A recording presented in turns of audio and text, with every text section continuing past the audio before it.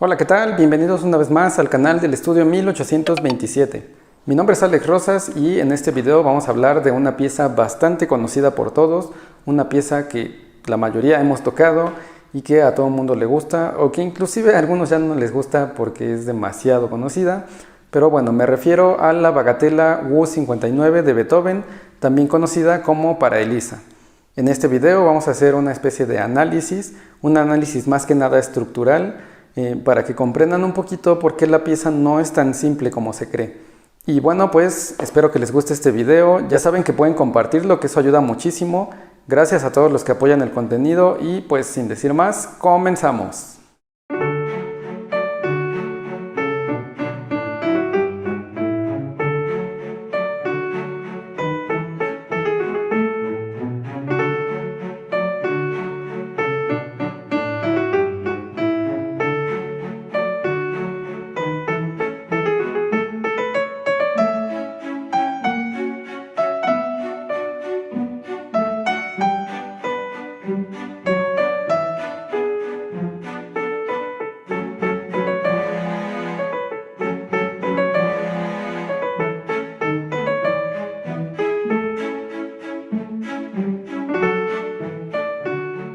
Y bueno, antes de pasar a analizar la pieza, lo primero que hay que decir es que esta obra ha causado gran controversia a lo largo de la historia y bueno, en todo el mundo, porque en primera se dice que esta pieza no es completamente de Beethoven, que no es 100% original de Beethoven.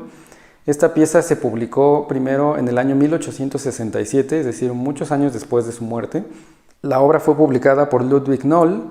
Hay investigaciones inclusive hechas por el mismísimo Luca Chiantore, un musicólogo y pianista de gran renombre. En alguno de sus trabajos él asegura que tiene pruebas suficientes para decir que la obra no es 100% de Beethoven, sino que está construida con esbozos sí de Beethoven, pero que en su totalidad no es del compositor. Además de esto, también se dice que la pieza no es compuesta originalmente para Elisa, que por eso viene el nombre, sino que fue dedicada para la condesa von Teresa, a la que era muy cercano Beethoven. Y bueno, una serie de datos que han hecho que esta pieza, pues como dije, sea de bastante controversia. Y bueno, como mencioné antes, el video de hoy no es para hablar del contexto histórico tanto, sino para hablar un poquito de cómo está estructurada la pieza. Vamos a hacer un análisis no tradicional, es decir, un análisis más que nada estructural, para hablar un poquito de cómo está escrita la pieza, de cuántas secciones tiene, y para desmentir el mito que hay de que esta pieza es para principiantes, para quien va iniciando. Digo que esto es un mito porque realmente la pieza tiene algunos elementos que son un poco complejos, que son difíciles de dominar a nivel técnico. Claro que no es una de las grandes obras y no es una obra súper compleja, pero sí tiene algunos elementos técnicos, sobre todo, que sí nos exigen mucho dominio. Y bueno, como dije, la pieza realmente no es que sea la más difícil del mundo. De hecho, sí puede ser una pieza que se deba ver, digamos, después de un año quizás de haber tomado clases. Depende del ritmo de cada quien, pero no es una pieza con la que se pueda comenzar a tocar el piano. Tiene, como dije, bastantes dificultades técnicas. Y bueno, pues vamos al análisis. Y bueno, como mencioné, en esta pieza no voy a entrar en detalle en lo que es un análisis armónico, un análisis más a fondo, pero sí vamos a analizar un poquito cómo está estructurada la pieza. Lo primero que tenemos que notar en la partitura es que tenemos tres secciones importantes. La primera sección, que está compuesta por el tema principal, que es el tema que todo el mundo conoce, el tema famosísimo.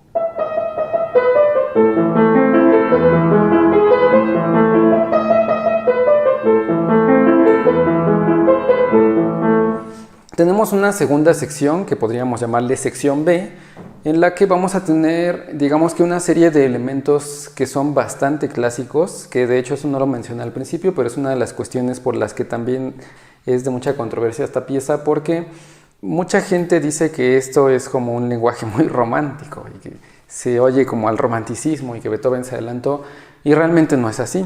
Esta pieza, si uno la analiza, tiene bastantes elementos que son del clasicismo, que es clasicismo puro, que inclusive podemos llegar a encontrar en una sonatina de Clementi, por ejemplo. Y precisamente esta sección, la segunda sección en la partitura, tiene estos elementos.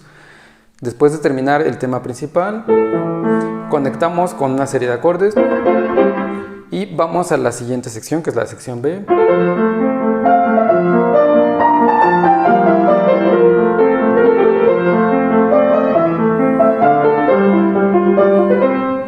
Y bueno, culminamos esta sección con un pasaje bastante virtuoso.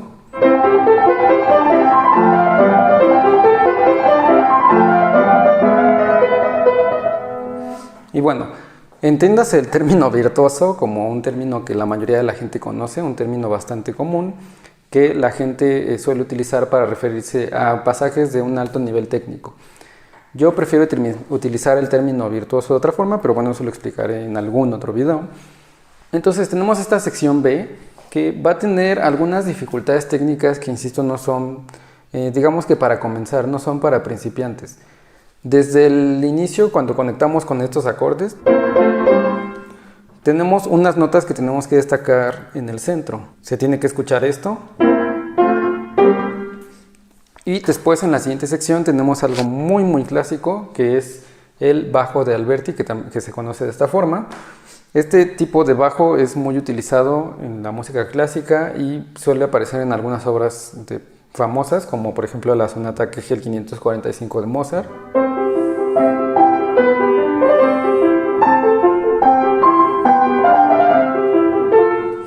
Todo ese inicio de la sonata, por ejemplo, está construido con un bajo de Alberti en la mano izquierda. Hay muchos tipos de bajo, no solo ese, pero este es el más popular y así se le conoce. Entonces tenemos este elemento en la mano izquierda.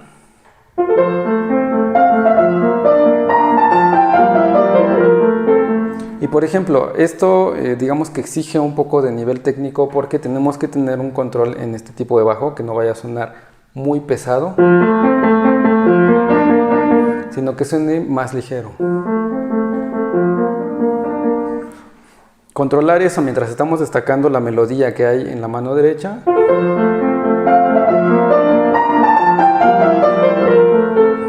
Es algo bastante complicado. Digamos, es algo que sí el alumno tiene que aprender desde el inicio, pero insisto, para abordar esta obra ya tenemos que tener cierto control.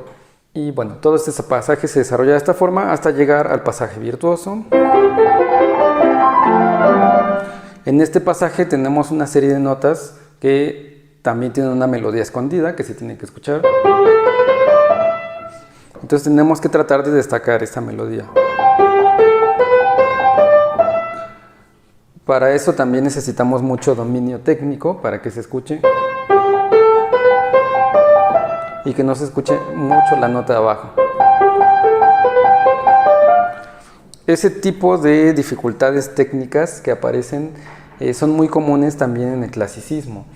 Insisto, esta obra tiene muchos elementos del clasicismo, no es una obra tan romántica como todo el mundo cree, exceptuando quizás el tema principal.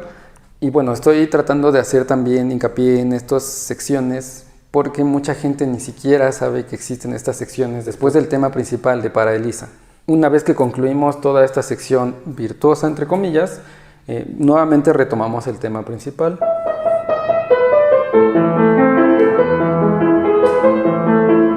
Y posteriormente vamos a tener una sección C, es decir, vamos a tener 3 partes en esta obra. De hecho, esta pieza está construida bajo una forma muy común, que es A, B, A, C, A. Es decir, ponemos el tema principal, luego una segunda sección contrastante, luego llegamos nuevamente al tema principal, una siguiente sección contrastante y retomamos el tema al final con una especie de cadencia para terminar la pieza. Entonces, después de ir al tema principal, vamos a la siguiente sección, que sería la sección C, en la que vamos a tener otro tipo de dificultad también que no es, digamos que para principiantes, no es para comenzar con eso, sino que ya tenemos que tener cierto dominio para sacarle el mejor sonido posible a esta sección. Esta sección es un poco más dramática, a mí me gusta mucho porque creo que es la que más se acerca al carácter de Beethoven.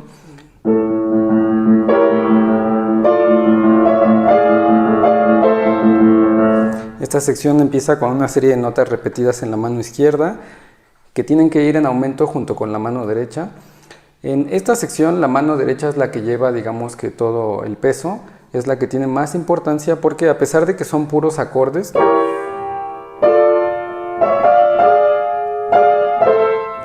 tenemos una melodía escondida, se tiene que escuchar prácticamente esto.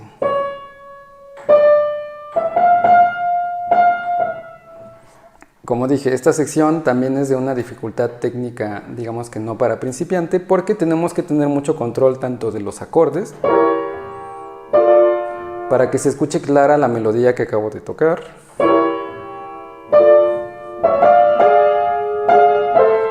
Y que no se escuche una plasta de sonidos si no controlamos esto.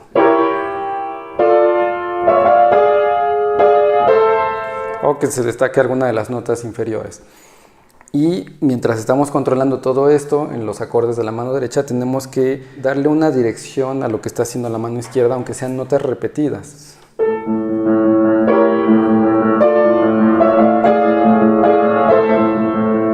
Se tiene que escuchar clara la melodía junto con lo que está haciendo la mano izquierda por debajo con las notas repetidas, pero tiene que haber un nivel, lo que yo llamo planos sonoros, o sea, nivelar qué es lo que tiene más importancia y darle más peso a esa mano.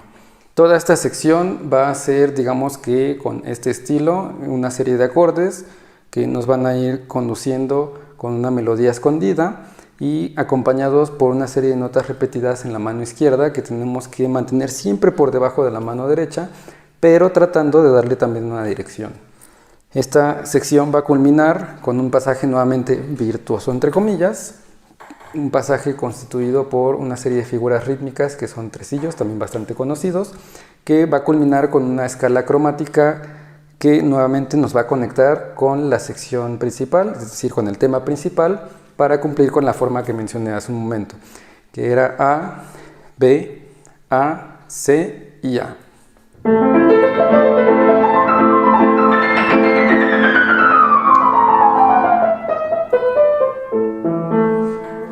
El tener control también de esta subida en arpegio con estas figuras rítmicas en tresillos no es algo tan sencillo. Digamos que de toda la pieza podría ser quizás lo más sencillo, pero lo importante es darle una dirección, como siempre digo. Que empecemos en un volumen bajo y vayamos subiendo poco a poco para que se entienda que es, digamos, que un momento climático.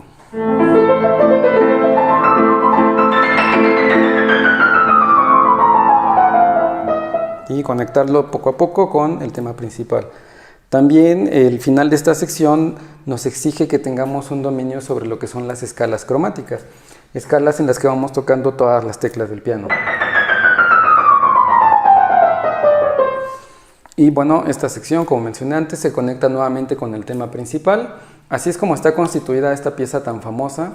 Realmente, como yo mencioné antes, no es una pieza que yo recomiende para trabajar de inicio. Quizás cuando ya tenemos cierto dominio, cierto conocimiento, como dije antes, quizás cuando ya llevemos un año de clases, pero no de inicio, no como primera pieza, porque es una pieza que nos exige bastante dominio en cuanto a algunas cuestiones técnicas e interpretativas también.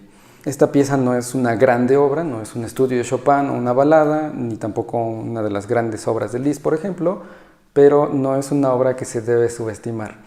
Para sacarle un buen sonido necesitamos mucho control y bueno, la finalidad de toda obra es que se escuche como el compositor quería, que se escuche lo mejor posible y con una interpretación lo más adecuada posible, tratando de controlar el sonido de la mejor forma.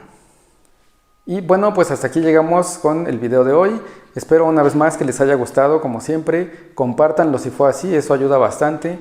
Denle like también. No olviden que pueden apretar el botón de la campanita para recibir las notificaciones de todo el contenido que continuamos subiendo.